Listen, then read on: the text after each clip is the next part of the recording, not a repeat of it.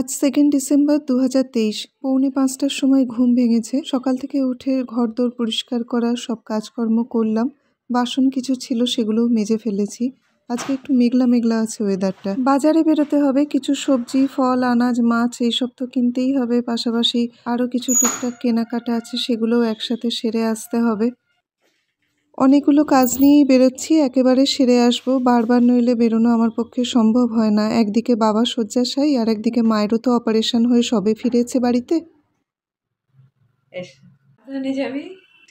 বেরোনোর আগে মা ঠিক হাসি মুখে উঠে দাঁড়িয়েছে আর বলছে সাবধানে যাবি। বাবার শরীরটাও আগের থেকে একটু ভালো আছে। আয়ামাসি উঠিয়ে বসিয়ে দিলে বাবা কিন্তু বসেই খেতে পারে। বাড়ি থেকে বেরিয়েই মাছের দোকান থেকে কয়েকটা জ্যান্ত ট্যাংরা মাছ কিনলাম। এবার দূরের বাজারে যেতে হবে, সবজি, ফল, আরও কিছু টুকটাক কেনাকাটা আছে। বাহাদুরদাকে বললাম একটু সাইকেলটা বার করে দিতে, বাহাদুরদা বার করে দিল। এবারে সাইকেলে চেপে চললাম আমি আমার সব জিনিসপত্র কেনাকাটা করতে। যখন খুব ছোট ছিলাম বাবাই আমাকে প্রথম বাইসাইকেল চালানো শিখিয়েছিল।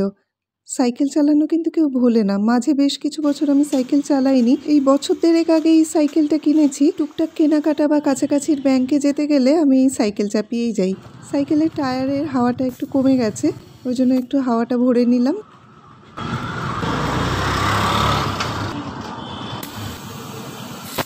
সবুজ সবুজ দেখে দাও।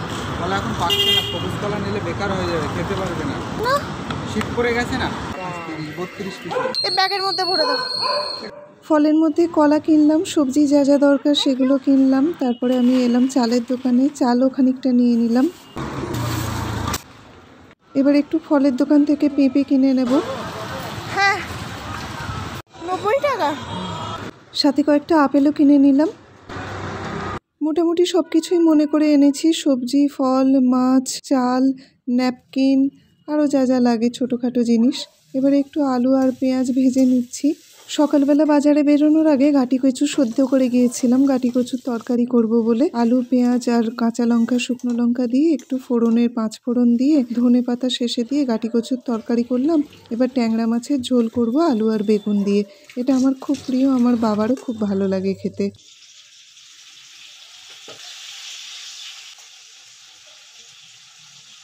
ঝোলে যে আলু দেবো, আলুগুলো ভাজা হয়ে গেছে, পাশে তেল গরম করে নিচ্ছি। ট্যাংরা মাছগুলো নুন হলুদ দিয়ে মাখানো আছে, এবার ভেজে নেব। ট্যাংরা মাছও ভাজা হয়ে গেছে। সিম্পল ঝোল করছি, তেলের মধ্যে একটু হলুদ গুঁড়ো, শুকনো লঙ্কা, কাঁচা লঙ্কা দিয়ে নেড়ে গরম জল মিশিয়ে তার মধ্যে নুন দিয়ে শুকনো লঙ্কা গুঁড়ো দিয়ে দিলাম। এরপরে ভাজা বেগুন আর ভাজা আলু দিয়ে দিলাম। একটু ডাল সেদ্ধ করে নিয়েছিলাম, সেটা ভালো করে শুকিয়ে নিয়েছি। এইভাবে খেতে ভালো লাগে। এদিকে আলু বেগুনের ট্যাংরা মাছের ঝোলটাও ফুটে গেছে ভালোভাবে। সেই পৌনে 5টা থেকে উঠে টানা কাজ করছি, তো ক্লান্ত হয়ে গেছি। একটু 10 মিনিট রেস্ট নিয়ে নিলাম আর মাকে বললাম একটু বেড়ে দিতে। মায়ের হাতে বাড়া ভাত খেতে খুব ভালো লাগে। ভাতের মধ্যে ঝিঙে দিয়ে দিয়েছিলাম, ঝিঙে সেদ্ধটা মাখন আর কাঁচা লঙ্কা দিয়ে মেখে দিয়েছি। ট্যাংরা মাছের সিম্পল ঝোল আলু বেগুন দিয়ে, ডাল সেদ্ধ আর ঝিঙে ভাতে, এই হচ্ছে আজকের মেনু। বাবাকেও দিয়ে এলাম, আমি আর মাও খেয়ে নিলাম। তাই বাবাকে খাইয়ে দিচ্ছে আয়া দিদি।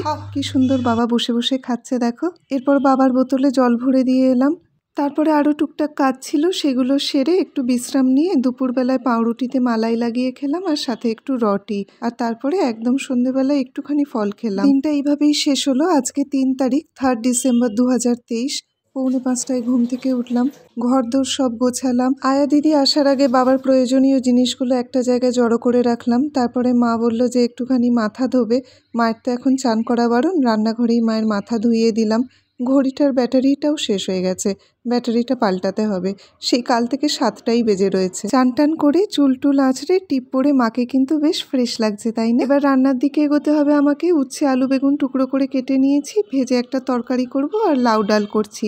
ডালটাকে সেদ্ধ করে তার মধ্যে লাউ ভেজে দিয়ে একটু আদাটাকে বেটে কষিয়ে ওর মধ্যে দিলে খুব ভাল লাগে। আর উচ্ছের তরকারিতে উচ্ছেটাকে একটু জল দিয়ে সেদ্ধ করে নিলেই নরম হয়ে যায়।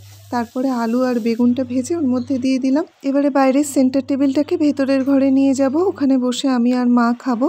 মায়ের জন্য ওই ছোট টুলটা আছে, মায়ের তো মেঝেতে বসা বারণ, অপারেশনের পরে ছোট টুলটায় মা বসবে আর মেঝেতে আমি বসে খাবো। সেন্টার টেবিলটা বেশি উঁচু নয়, মেঝেতে বসে খেলে অসুবিধা হবে না। অবশ্য শীতকাল তো একটা গদির ওপরেই বসি। বাবাকে উচ্ছে আলু তরকারি, বেগুন ভাজা, আলু ভাতে, লাউ ডাল আর ভাত দিয়ে দিলাম। আজকে মা ভাত বেড়েছে, 3 জনের ভাত, কি সুন্দর গুছিয়ে বেড়েছে। গরম ভাতে হাত দিয়ে কি সুন্দর গোল করে মা সাজিয়ে দেয়। আমি আবার এটা পারি না। বাবার খাবারটা দিয়ে এলাম, আয়া দিদি খাইয়ে দেবে। মায়ের আর আমার খাবারটাও এই ঘরে নিয়ে এলাম, আমরাও একসাথেই খেয়ে নেব। সারাটা দিন খাবার দাবার করা, ঘর গোছানো, বাবাকে দেখা, মাকে দেখা, এইভাবেই বেরিয়ে যাচ্ছে। এদিকে আমার ঘরের আলোটাও কিন্তু খারাপ হয়ে গেছে, একটা একটা করে সব যন্ত্রপাতিই খারাপ হচ্ছে। সুইচটা জ্বালাচ্ছি, ঘরের আলোটাও জ্বলছে না, অন্ধকার, ছোট আলোটা জ্বলছে। ছোট আলোটায় আবার খুব চোখে লাগে। অনেকদিন রান্নার চ্যানেলের কাজও করতে পারছি না, পরিবেশনের কাজ।